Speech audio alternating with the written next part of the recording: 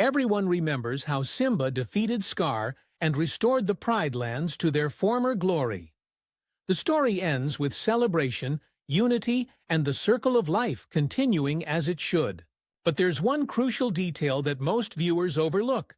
The hyenas didn't just vanish into thin air after Scar's downfall. They made a calculated decision, and understanding that decision reveals something far more sinister than anyone realized. The hyenas have always been portrayed as bumbling sidekicks, comic relief characters who follow Scar's orders without much thought. This perception is not only wrong, it's dangerous. A closer examination of their behavior throughout the original film reveals creatures of surprising intelligence, strategic thinking, and most importantly, long-term memory. Consider their initial encounter with Simba in the elephant graveyard. The hyenas didn't just stumble upon the young prince. They were patrolling their territory with coordinated precision. Shenzi, Banzai, and Ed moved as a unit, with clear hierarchy and tactical awareness. They knew exactly how to corner their prey, how to communicate without words, and when to retreat strategically. These aren't the actions of mindless scavengers. When Scar approached them with his proposition, the hyenas didn't immediately accept. They negotiated. They demanded proof of his commitment, asking what he'd do for them in return. This shows sophisticated understanding of political alliance and mutual benefit. They weren't just hungry animals looking for an easy meal. They were making a calculated investment in regime change. The promise Scar made was specific and deliberate. You stick with me and you'll never go hungry again. For creatures who had spent generations banished to the wasteland of the elephant graveyard, watching herds graze freely in the lush Pride Lands, while they fought over scraps, this wasn't just an offer of food. It was an offer of justice, of evening the score after years of systematic exclusion. But Scar's rule brought something unexpected: responsibility without reward. While the hyenas were promised unlimited access to the Pride Lands bounty, what they received was blame for every problem that arose. The drought wasn't caused by their hunting practices, yet they became convenient scapegoats. The departure of herds wasn't due to their presence alone, yet they bore the criticism from both lions and other animals. The psychological impact of this bait-and-switch cannot be understated. The hyenas had tasted legitimate power, experienced what it felt like to walk freely through territory that had been forbidden to them for generations. They had glimpsed a future where they weren't relegated to carrion and leftovers. Then it was systematically stripped away, piece by piece. The moment that changed everything came during Scar's final confrontation with Simba. Faced with defeat, Scar made a choice that revealed his true character. He threw his allies under the proverbial stampede. "The hyenas," he declared, "they're the real enemy. It was their fault. It was their idea." This wasn't just political maneuvering or desperate self-preservation. This was the ultimate betrayal of creatures who had risked everything to support his vision. But here's where the narrative takes an interesting turn. The hyenas' response to this betrayal wasn't emotional or impulsive. When they emerged from the flames surrounding Pride Rock, their approach was methodical, coordinated, final. They had heard every word of Scar's attempt to shift blame, and their reaction showed a level of strategic thinking that had been consistently underestimated. The elimination of Scar wasn't revenge born of rage. It was justice delivered with precision. They didn't just lash out. They executed a plan that removed a threat to their survival while sending a clear message about the consequences of betrayal. This level of calculated response suggests intelligence that goes far beyond what anyone in the Pride Lands recognized. Which raises the most unsettling question of all. If the hyenas were capable of orchestrating Scar's downfall with such efficiency, what else might they be planning? Their disappearance from the Pride Lands wasn't a retreat, it was a strategic withdrawal. They had learned valuable lessons about alliance, betrayal, and the true nature of power structures in the animal kingdom. The Pride Lands celebrated their departure as the end of a dark chapter, but evidence suggests it was merely the end of Act 1 in a much longer story. A story where the hyenas are no longer content to be anyone's pawns, where they've had years to plan, organize, and prepare for their true moment of reckoning. The question isn't whether the hyenas disappeared after Scar's demise. The question is what they've been doing in the shadows ever since, and whether the Pride Lands are prepared for what's coming next. The most telling piece of evidence that the hyenas didn't simply scatter comes from an unexpected source. Nuka, Zira's eldest son, in The Lion King 2. During the scene where he and Vitani are setting the trap for Kiara, Nuka makes an offhand comment that most viewers dismiss as throwaway dialogue. This place is even creepier since the hyenas ran off. Think about the implications of that single line. Nuka said they ran off. Not that they were defeated, not that they were eliminated, but that they collectively departed. This suggests organized movement, not the chaotic scattering you'd expect from a broken clan. If the hyenas had truly been crushed or disbanded, Nuka would more likely have said they disappeared or were driven away. The phrase ran off implies voluntary departure with collective decision-making. But there's something even more significant in Nuka's observation. He describes the area as creepier since their departure. Why would the absence of dangerous predators make a place more unsettling rather than safer? The answer lies in what their organized departure represents. When a major power player voluntarily withdraws from territory they've claimed, it creates a vacuum that's far more ominous than their presence ever was. To understand why this matters, we need to examine how hyenas actually behave in the wild. Hyena clans are among the most sophisticated social structures in the animal kingdom. They have complex hierarchies, long-term territorial strategies, and, most importantly, they maintain clan identity across generations. When a hyena clan retreats, it's never permanent abandonment, it's tactical repositioning. Real hyenas don't just wander aimlessly when displaced. They establish new territories, maintain their social bonds, and wait for opportunities to reclaim lost ground. They're patient, methodical, and they remember.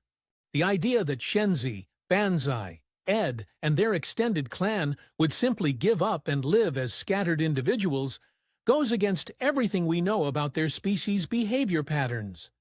Consider where they likely retreated. The elephant graveyard. This location isn't just their ancestral home, it's a fortress. The terrain is treacherous for lions, but familiar to hyenas. It's defensible, easily monitored for intruders, and most importantly, it's been written off by the Pride Lands as worthless territory. What better place to establish a base of operations than somewhere your enemies consider beneath their notice? The elephant graveyard also provides something crucial for long-term planning: isolation for training and organization. Away from prying eyes, a displaced hyena clan could restructure, develop new strategies, and most critically, raise a new generation with a very specific worldview about lions and the so-called circle of life. But perhaps the most compelling evidence of their continued organization comes from analyzing the broader timeline of events in the Pride Lands. Look at the patterns of conflict that emerged after Scar's defeat. Zira's rise to power didn't happen in a vacuum. Someone or something created the conditions that allowed outsider factions to gain footholds near Pride Lands territory.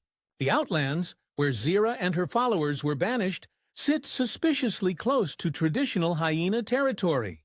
It's entirely possible that the hyenas, having observed Scar's failure with direct confrontation, decided to try a different approach, supporting proxy conflicts that would weaken the Pride Lands' stability without directly exposing themselves to retaliation. Think about the intelligence network required for Zira to know exactly when and how to strike during Kiara's first hunt. Someone had to be monitoring Pride Lands' activities, tracking patterns, understanding vulnerabilities. While Zira was focused on her personal vendetta against Simba, the hyenas could have been gathering intelligence, mapping weaknesses, and preparing for a much more comprehensive campaign. There are subtle signs throughout the later stories that suggest outside coordination of threats. The timing of various conflicts, the knowledge that outsider groups seem to have about Pride Land's defenses, the way problems seem to escalate beyond what random chance would suggest. These could all be coincidences, or they could be evidence of a patient, intelligent force working behind the scenes. The hyenas' greatest advantage has always been that they're underestimated. Lions see them as scavengers and nuisances, not as strategic threats. This perception blindness would be the perfect cover for long-term planning. While Simba rebuilt the Pride Lands and focused on immediate threats, the hyenas could have been playing a much longer game. Consider the psychological profile of Shenzi specifically. She was the clear leader of the trio, the one who made decisions and set strategy. She demonstrated understanding of complex political situations and showed no fear when confronting lions directly. Does this sound like someone who would simply accept defeat and fade into obscurity? Or does it sound like someone who would carefully analyze what went wrong, adapt their approach, and prepare for round two? The evidence suggests that the hyenas' disappearance was the most brilliant strategic move they could have made. By removing themselves from direct confrontation, they eliminated the immediate threat to their survival while maintaining their organizational structure. They gave their enemies a false sense of victory while positioning themselves for something far more devastating than anything Scar ever attempted. The real question isn't whether the hyenas are still out there, it's what they've been building in the shadows, and how long they've been waiting for the perfect moment to reveal their hand. Timing in warfare isn't just about striking when your enemy is weak. It's about striking when all conditions align for maximum impact. The hyenas have had years to observe, plan, and prepare. But why would they choose this particular moment in the Pride Land's history to make their move? The answer lies in a convergence of factors that creates what military strategists call a perfect storm. Multiple vulnerabilities occurring simultaneously. First, consider the generational shift that's taken place. It's been long enough since Scar's reign that many of the animals who witnessed the hyenas' capabilities firsthand have either aged out of positions of influence or passed on entirely. The current generation of Pride Landers knows the hyenas only through stories, not through direct experience. This creates a dangerous knowledge gap where the threat is understood intellectually but not viscerally. More importantly, a new generation of hyenas has come of age. Hyenas who weren't present during Scar's rule but grew up hearing detailed accounts of the betrayal, the broken promises, and the ultimate humiliation their clan suffered. These younger hyenas have no personal attachment to the old alliance, no conflicted feelings about Scar's leadership. Their worldview has been shaped entirely by stories of lion treachery and the need for justice. This generational handoff represents a crucial tactical advantage. While older hyenas might hesitate due to memories of past failures, younger ones see only opportunity. They've been raised with a clear understanding of their enemy's weaknesses, trained specifically to avoid the mistakes that led to their predecessors' downfall. They represent a threat that's both familiar enough to exploit known patterns and different enough to surprise their targets. The timing becomes even more significant when we examine the current state of Pride Land's leadership. Simba, despite his wisdom and experience, carries psychological scars from his confrontations with Scar that make him potentially predictable. His responses to threats follow patterns established during his youth. Patterns the hyenas have had decades to study and understand. But the most critical vulnerability in the current timeline revolves around Kion's absence. The leader of the Lion Guard, possessor of the Roar of the Elders, is far away at the Tree of Life. While Vitani has taken over Lion Guard duties, she lacks both Kion's raw power and his specific experience dealing with large-scale organized threats. The hyenas would be acutely aware of this power vacuum. They've always been excellent at identifying when their enemies are operating at less than full strength. The circle of life disruption theory provides another compelling reason for action now. Scar's reign created lasting imbalances in the ecosystem that were never fully addressed. The hyenas' forced removal from their natural place in the food chain created ripple effects that continue to this day. Prey-animal populations, predator-prey relationships, territorial boundaries. All of these systems were artificially altered and then hastily restored without proper consideration for the hyena's ecological role. This disruption means the current stability of the Pride Lands is more fragile than it appears. The ecosystem is essentially running on borrowed time, held together by conscious effort rather than natural balance. The hyenas, as former inhabitants, would understand these underlying weaknesses better than anyone. They know exactly where to apply pressure to cause maximum systemic collapse. Shenzi's psychological profile suggests someone capable of extraordinarily patient, long-term planning. During her interactions with Scar, she demonstrated understanding of complex political dynamics, ability to negotiate from positions of both strength and weakness, and most tellingly, emotional control under extreme pressure. These aren't traits of someone who makes impulsive decisions or gives up after a single setback. A leader with Shenzi's capabilities would approach revenge as a strategic problem requiring systematic solution. She would analyze what went wrong with the Scar alliance, identify the specific factors that led to failure, and design a new approach that addresses each vulnerability. The years of apparent inactivity weren't wasted time. They were research and development for a much more sophisticated plan. Consider what the hyenas learned from observing the outsider conflict. They watched Zira's faction attempt a direct assault on Pride Land's authority and saw exactly how Simba responded. They observed the tactical mistakes, the emotional triggers that could be exploited, the ways in which Pride Land's defenses could be overwhelmed or circumvented. Every conflict since Scar's defeat has been a free intelligence-gathering opportunity. The hyenas also witnessed something crucial during these conflicts. They saw how outside pressure could fracture Pride Land's unity.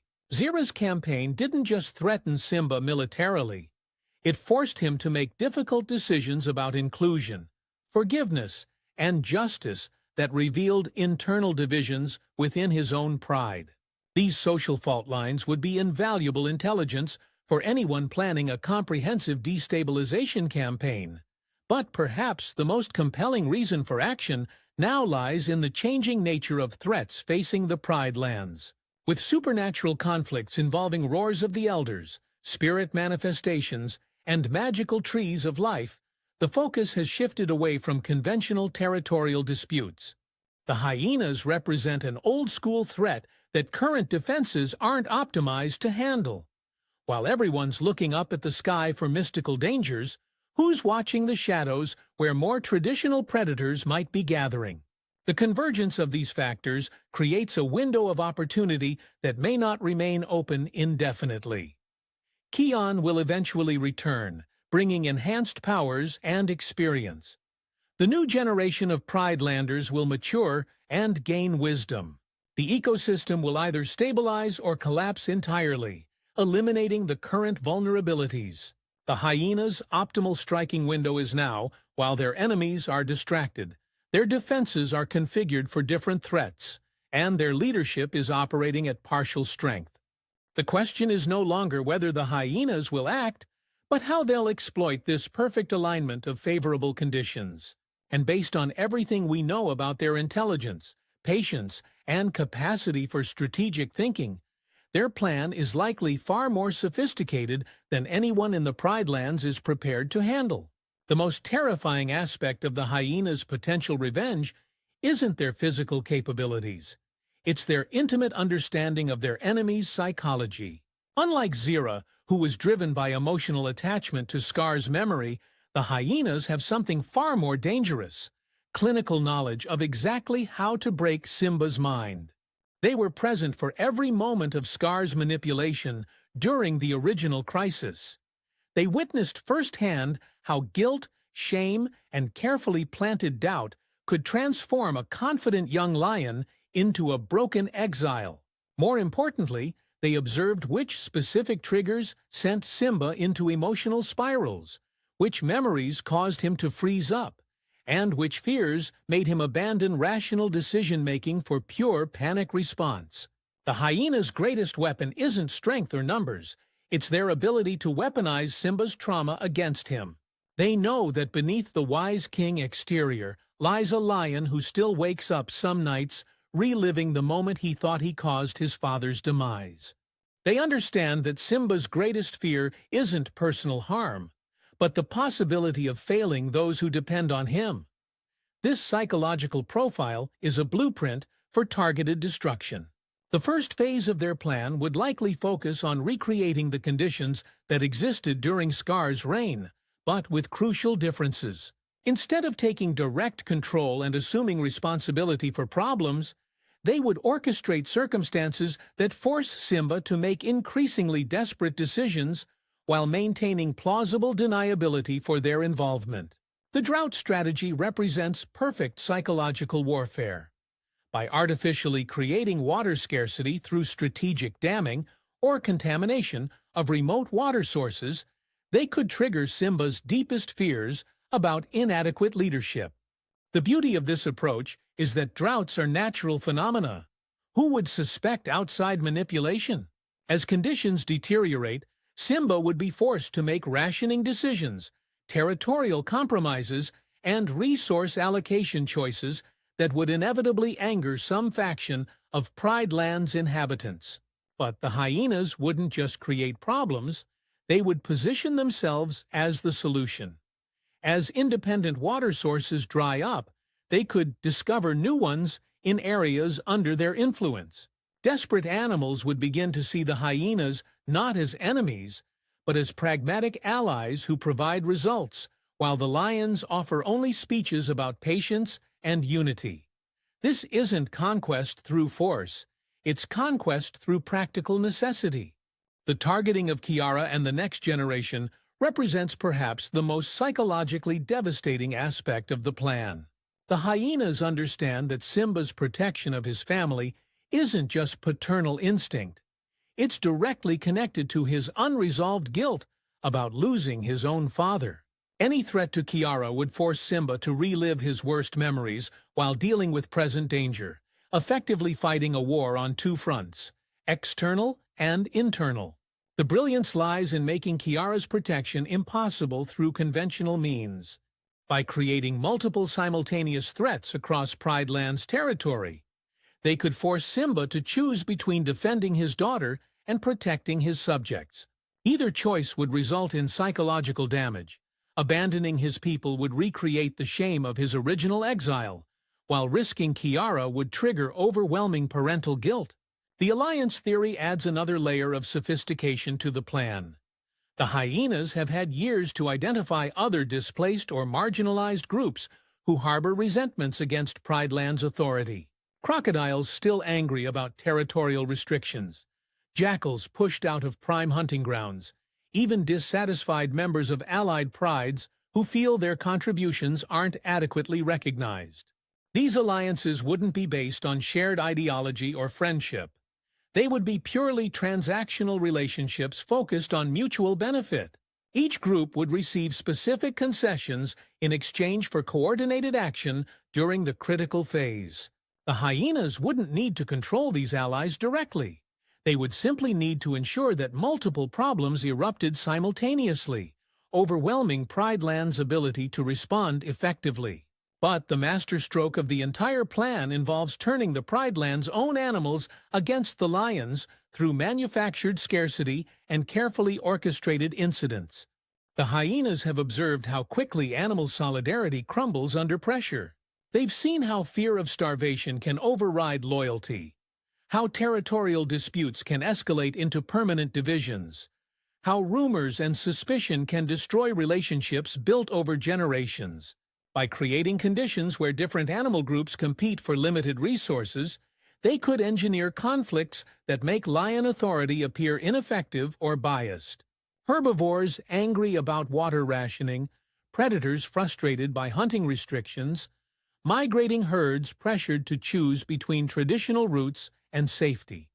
Each group would have legitimate grievances that the lions couldn't address without creating new problems elsewhere. The psychological component extends beyond Simba to his entire pride. Nala would be forced to watch her mate deteriorate under pressure while dealing with her own responsibilities. Kiara would face the impossible burden of preparing for leadership during a crisis that challenges everything she's been taught about wise governance. The pride's unity would fracture as different members advocate for different response strategies. Perhaps most insidiously, the plan would force the lions to become the very thing they've always opposed. As conditions deteriorate and conventional solutions fail, they would face increasing pressure to abandon their principles about mercy, inclusion, and balanced justice. The hyenas could achieve ultimate victory by forcing their enemies to transform into versions of themselves. The timeline for this plan would be measured in seasons, not days or weeks. Phase 1 establishes conditions and builds alliances. Phase 2 creates cascading problems that overwhelm response capabilities. Phase 3 exploits the resulting chaos to eliminate key leaders and assume control of critical resources. Phase 4 consolidates power while appearing to restore order. Each phase would include built-in adaptability mechanisms, allowing the plan to continue even if specific elements fail or are discovered. The hyenas learned from Scar's rigidity. This time, they would build flexibility into every aspect of their strategy. The most chilling aspect of this theoretical revenge blueprint is its fundamental plausibility. It doesn't require supernatural powers, mystical artifacts, or unlikely coincidences. It simply requires intelligence, patience, and detailed knowledge of the target. All qualities the hyenas have demonstrated they possess in abundance. The Pride Lands have faced external armies, supernatural threats, and internal rebellions. But they've never faced an enemy that understands them so completely, that knows exactly which buttons to push to create maximum psychological and social damage. An enemy that learned from every previous failure and spent years designing the perfect trap. The question is no longer whether such a plan exists. It's whether anyone in the Pride Lands is prepared to recognize it before it's too late. The most unsettling realization about a perfect conspiracy isn't discovering it exists. It's recognizing how long it's been operating right under your nose. When you start examining Pride Lands conflicts through the lens of potential hyena involvement, patterns emerge that are far too convenient to be coincidental. The signs have been there all along. We just weren't looking for them. Consider the precision timing of Zira's attacks during Kiara's first hunt. How did she know exactly when Kiara would be alone? Exactly which route she would take? Exactly how long it would take for help to arrive? Zira's group had been banished to the Outlands for years, yet they demonstrated intimate knowledge of Pride Lands patrol schedules, hunting patterns, and response protocols. Someone had been feeding them intelligence, detailed current intelligence that could only come from systematic surveillance. The fire that trapped Kiara wasn't random. Fires don't start themselves in convenient locations at precisely the right moment to create maximum drama with minimum actual danger. The placement was too perfect, the timing too precise, the escape routes too obviously available. This was controlled demolition disguised as natural disaster, requiring coordination between multiple parties who understood both the terrain and the intended victim's likely responses. But here's where it gets truly disturbing. The hyenas are masters of controlled burns. They understand fire behavior better than almost any other species, having used it for centuries to flush prey and clear territory. The techniques used in Kiara's trap bear unmistakable similarities to traditional hyena hunting strategies, adapted for psychological rather than physical capture. Moving beyond the outsider conflict, examine the broader pattern of problems that have plagued the Pride Lands since Simba's restoration. Unusual drought cycles that seem to hit at the worst possible moments. territorial disputes that escalate beyond normal parameters, predator-prey imbalances that create cascading ecological problems. Each incident, viewed independently, appears to be bad luck or natural fluctuation. Together, they form a pattern of systematic destabilization. The drought during Simba's early reign wasn't just meteorological misfortune. It followed immediately after the ecosystem supposedly returned to balance. Natural recovery doesn't typically involve immediate new crises unless outside factors are interfering with stabilization processes. Someone with detailed knowledge of Pride Land's water sources could have easily created artificial scarcity while making it appear to be natural shortage. Look at the geographical distribution of these problems. They consistently originate from or near the outlands and elephant graveyard regions. They affect water sources, migration routes, and territorial boundaries in ways that create maximum stress on Pride Land's resources, while being difficult to trace to specific causes. The sophistication required for this level of environmental manipulation suggests planning by creatures who understand the ecosystem from the perspective of generations of habitation. The information leaks represent perhaps the most damning evidence of ongoing hyena involvement. Throughout various conflicts, outsider groups have demonstrated knowledge they shouldn't possess about Pride Land's defenses, leadership personalities, and strategic vulnerabilities. This intelligence couldn't have been gathered through casual observation. It required systematic espionage over extended periods. Zira knew exactly which emotional triggers would destabilize Simba during their confrontations. She understood his guilt patterns, his protective instincts regarding Kiara, his tendency to internalize blame for systemic problems. This level of psychological profiling doesn't develop from brief interactions or second-hand accounts.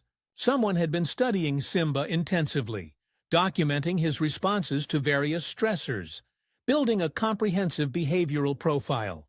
The same pattern appears in other conflicts. Outsider groups consistently target the most psychologically vulnerable aspects of Pride Land society, rather than obvious physical weaknesses. They exploit social divisions, challenge philosophical foundations, and create moral dilemmas that force impossible choices. These aren't tactics that develop spontaneously. They're the result of careful analysis and strategic planning. But the most chilling possibility is that the hyenas never actually left the Pride Lands region at all. Consider how easy it would be for creatures who know the territory intimately to remain hidden while appearing to be absent. The elephant graveyard connects to extensive cave systems, underground waterways, and remote canyons that could easily conceal an organized clan for years. More disturbing still is the possibility that some hyenas have been living in plain sight, integrated into the broader animal community while maintaining secret loyalty to their clan's agenda. Hyenas are remarkably adaptable. They could easily pose as other species during casual encounters, especially if they modified their behavior patterns and avoided drawing attention. This would explain the consistent intelligence leaks, the perfect timing of various attacks, and the supernatural accuracy of outside groups' knowledge about Pride Land's vulnerabilities. If hyena operatives have been embedded within Pride Land society for years, they would have access to information that no external surveillance could provide. The behavioral evidence supports this theory. Throughout various conflicts, there are moments where events unfold in ways that benefit hidden observers more than any of the visible participants. Conflicts that should have ended quickly become prolonged, allowing time for detailed study of response patterns.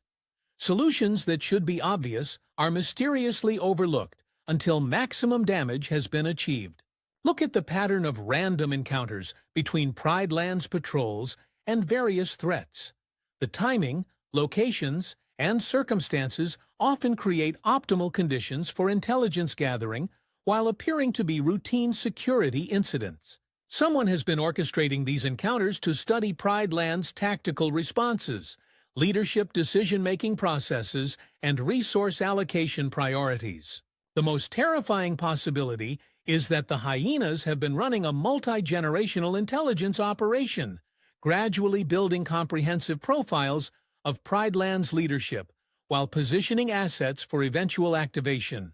Every conflict, every crisis, every moment of vulnerability has been studied, documented, and incorporated into an ever-evolving strategic plan.